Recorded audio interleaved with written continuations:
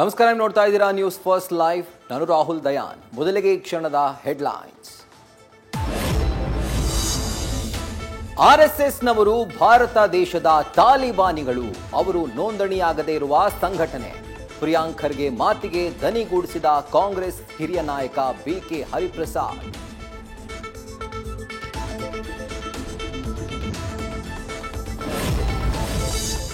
ಧೈರ್ಯ ಇದ್ರೆ ಸಾಬರ ಟೋಪಿಗೆ ಜಾಲ್ರಿ ಟೋಪಿ ಅನ್ಲಿ.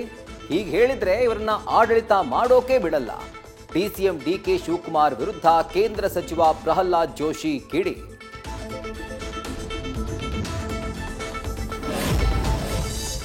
ಕ್ರೇನ್ ಬಿದ್ದು 4 ಮನೆಗಳು ಧ್ವಂಸ, 5 ಗಾಯ.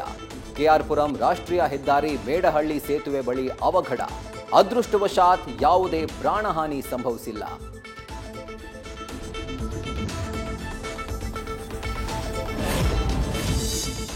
ರೈಲು ಚಲಿಸಲು ಆರಂಭಿಸಿದ ವೇಳೆ ಇಳಿಯಲು ಯತ್ನ. ಚಲಿಸ್ತಾ ಇದ್ದ ಟ್ರೈನ್ನಿಂದ ಜಿಗಿದವನ ರಕ್ಷಣೆ ಮಾಡಿದ ಆರ್ಪಿಎಫ್ ಸಿಬ್ಬಂದಿ. ಸಿಸಿಟಿವಿಯಲ್ಲಿ ಸೆರೆಯಾಯಿತು ಬೆಳಗಾವಿ ರೈಲು ನಿಲ್ದಾಣದಲ್ಲಿ ನಡೆದ ಘಟನೆ.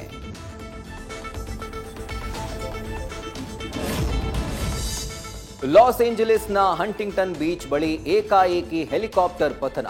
ಹೋಟೆಲ್ ಮುಂದೆ ಇಳಿಯುವಾಗ ನಿಯಂತ್ರಣ ತಪ್ಪಿ ಅವಘಡ. 5 ಗಾಯ, ಆಸ್ಪತ್ರೆಗೆ ದಾಖಲು.